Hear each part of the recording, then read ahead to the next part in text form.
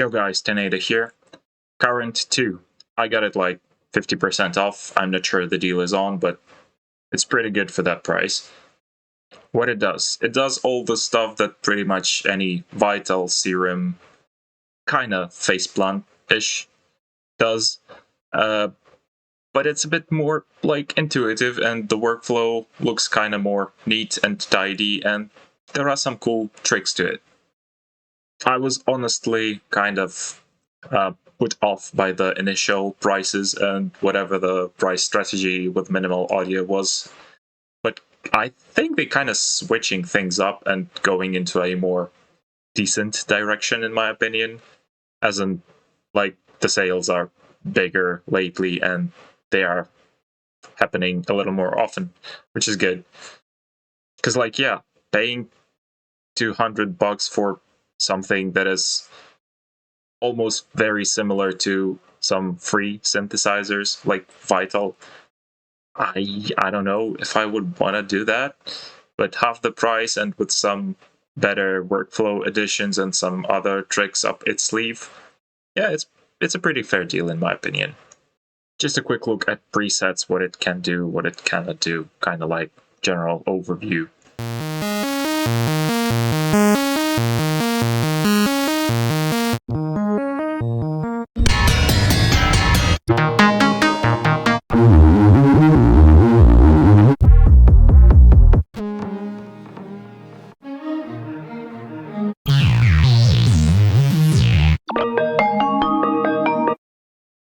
Yeah, you get the idea. It has a lot of stuff and it can do a lot of stuff. There's already quite a bit of videos about this thing out there from the initial release, from the version 2.0. So I'll try to go over things that I personally find good. First of all, effects. What I like about them, they're quite creative, all of them, literally.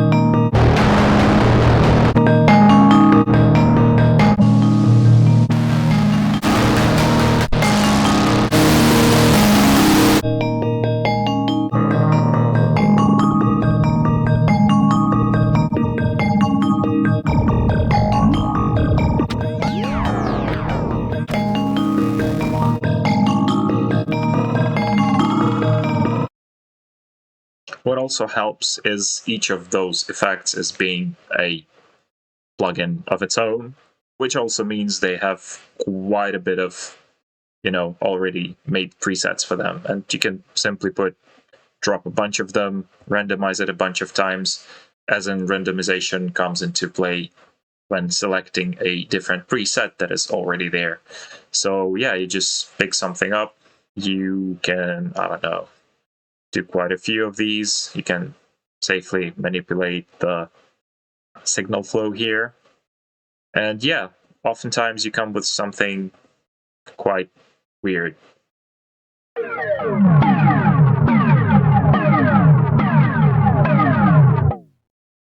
Then you can link all the parameters to the existing LFOs, macros, etc., etc. And of course, hard clipping, soft clipping on the output is just like good touch, really good one. The play view is kind of neat. You can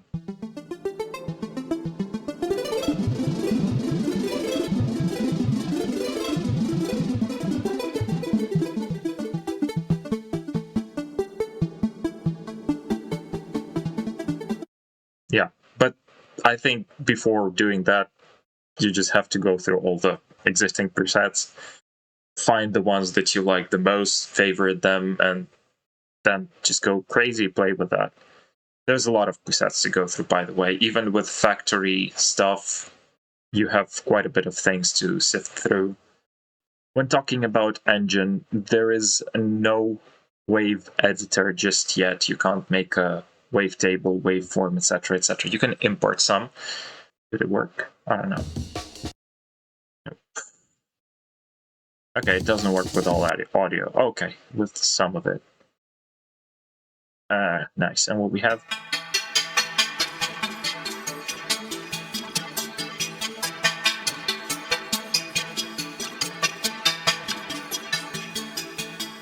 Yeah, using some patch in the background, dropping in a totally different, unrelated wave file.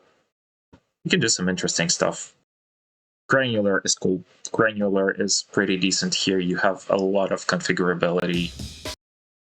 Let's go and see what it does.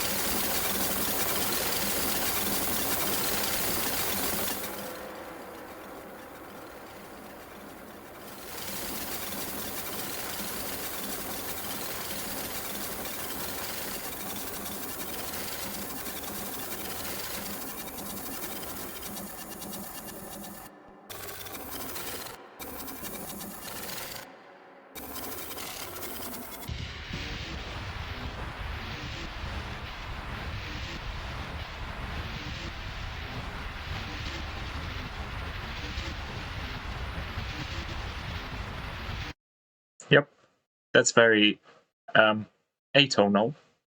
But I mean, for textural stuff, and yeah, let me not start with the tonal stuff just yet, because like if you have a prepared chord or something, this is just aim and break version of it, and you can get pretty textural sounds already.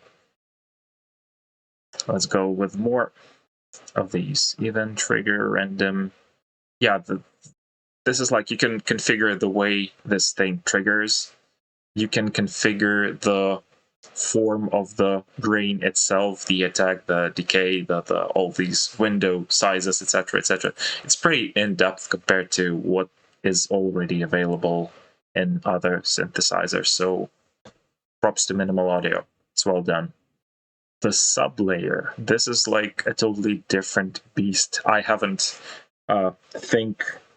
seen anything like that in any other synthesizer.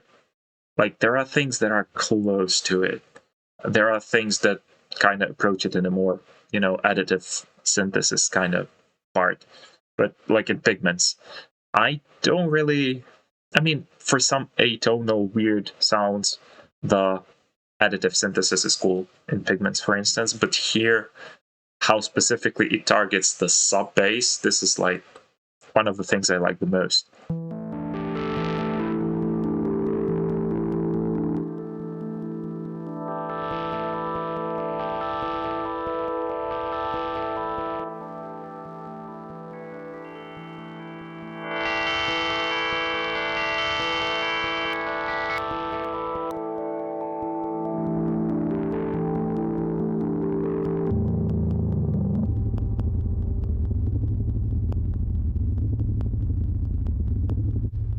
I have to turn these off just in case, because or otherwise we could go and make it a direct out. And amplitude here.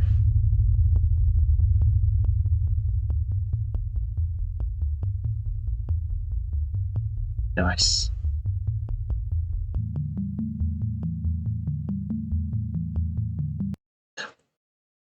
The amount of partials you select here basically will change the tone of the sub. Like, you can make it more quote unquote warm by increasing the number of partials. You can totally get rid of fundamental. By the way, in the wavetable, you can also get rid of the fundamental. I'm not sure. I think I saw that somewhere here. I'm not sure where though. Fundamental on. Okay, fundamental off. Yeah, let's get rid of that. And yeah, then you have the ability to safely layer the sub sampler, which will act as a fundamental for the said sound.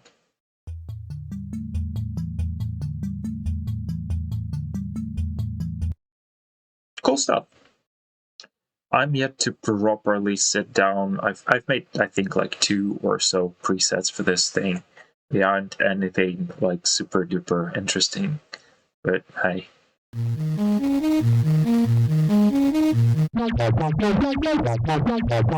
They're kind of more in the realm of wobble or whatever bass.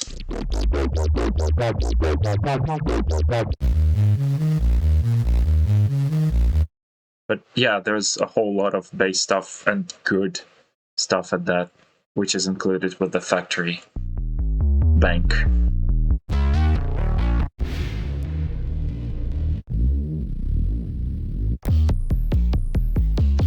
You can see how many favorited bass sounds are here for me. It's like, yeah, this is good. It like really focuses on bass, and I think I have to take a few hours and properly sit down and dial in some sounds and try more of the stuff, because there's quite a bit to try here, especially when you go into the effects section. And yeah, this is crazy good. Go grab it if it's still on sale. If it's not on sale, I'd say wait for a sale, at least 15%. Just saying, you know. But yeah, for that price, is pretty good. If it's going to be more expensive and you don't have Serum or Vital, I'd say go grab those. But yeah, on sale, this is very much worth it. Have fun. Bye bye.